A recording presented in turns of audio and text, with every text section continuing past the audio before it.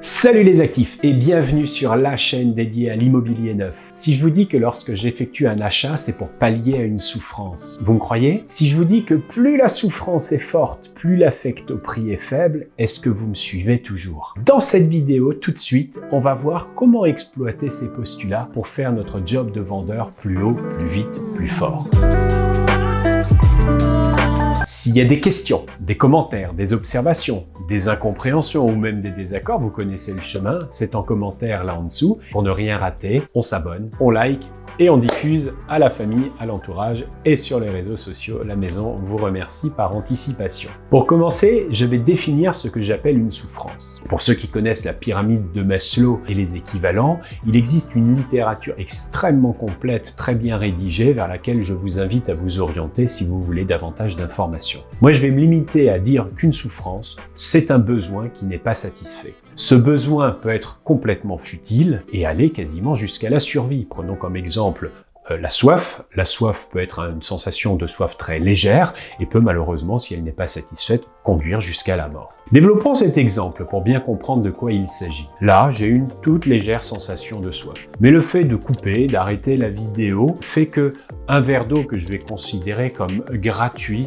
n'attirera même pas mon attention. Par contre, si je suis dans un train, que j'ai voyagé depuis 2 ou 3 heures, je vais être capable de payer pour exactement la même quantité d'eau, 3 €, voire un peu plus, les prix ayant augmenté dans les TGV dernièrement. Et je pense que je serais même capable, si j'étais assoiffé depuis plusieurs journées en plein désert, de léguer l'intégralité de ma fortune contre ce liquide devenu désormais simplement vital. Un autre paramètre peut influencer sur l'affect lié au prix, c'est la perception du marché. Je m'explique, si j'achète un 50 mètres carrés à 250 000 € à Paris, vous allez me dire que c'est vraiment pas cher. Enfin, à mon avis, limite, vous n'allez même pas me croire. Par contre, si je vous dis que cette même surface a été achetée à 250 000 € au fin fond de la campagne, vous allez directement penser que je me suis fait arnaquer. Cela répond tout simplement à la loi de l'offre et de la demande.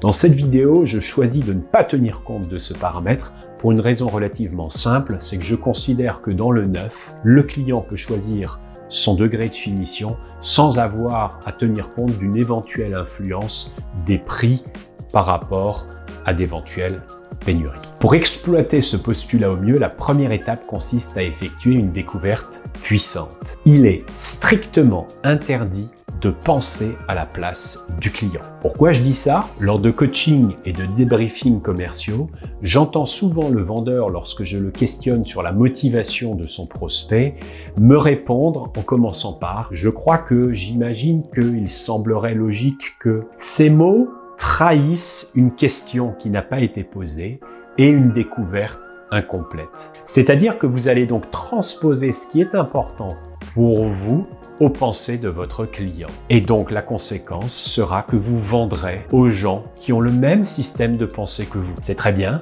mais ça limite quand même sacrément. La seconde est de faire visualiser. Nous sommes à 2/3 dominants sur le mode de perception visuelle en phase d'apprentissage. Plus on met en évidence un bénéfice d'usage, plus le client sera prêt à payer cher. Par exemple, les vendeurs à domicile indépendants pour Tupperware, Thermomix, qui vont réussir à vendre avec un prix conséquent un produit pour lequel, très fréquemment, le chaland n'aura même pas manifesté d'intérêt avant d'assister à la présentation. Bien entendu, faire un tel parallèle avec de l'immobilier neuf et les sommes investies serait complètement démesuré. Mais s'il a accepté de payer ce prix-là, c'est qu'il a été séduit par la présentation, l'illustration de son usage. Comment faire dans l'immobilier? Quelles sont les ressources dont vous disposez? Ce peut être un logement en cours de construction. Ce peut être un showroom, un appartement ou une maison témoin, un magasin partenaire. Plus vous pourrez faire voir, sentir, ressentir et toucher à votre client, plus il sera à même d'investir une somme complémentaire dans son projet immobilier. Si vous n'avez pas ces éléments-là ou que vous recevez souvent au bureau ou chez le client sans possibilité forcément de vous déplacer, utilisez à ce moment-là sur votre tablette des vidéos par exemple pour illustrer cela.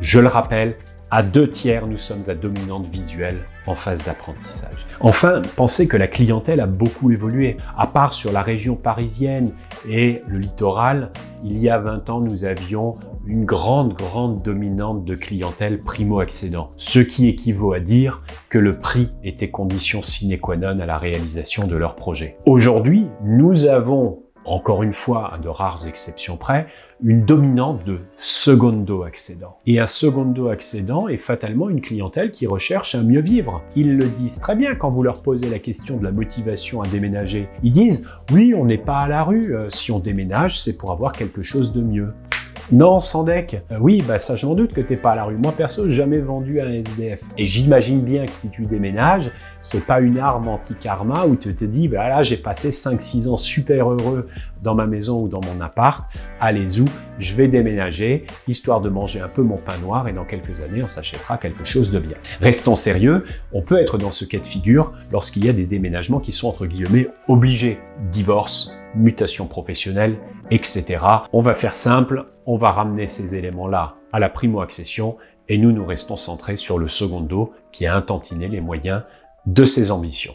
Enfin, troisième, last but not least, comme disent nos amis anglophones, il est impératif que votre proposition respecte l'enveloppe financière de votre client. Il y a quelque temps, on avait présenté une vidéo à ce sujet-là que vous pouvez retrouver en cliquant sur le lien. Faire une découverte financière de votre client ne se résume pas à jeter 2 ou 3 chiffres sur votre fiche découverte.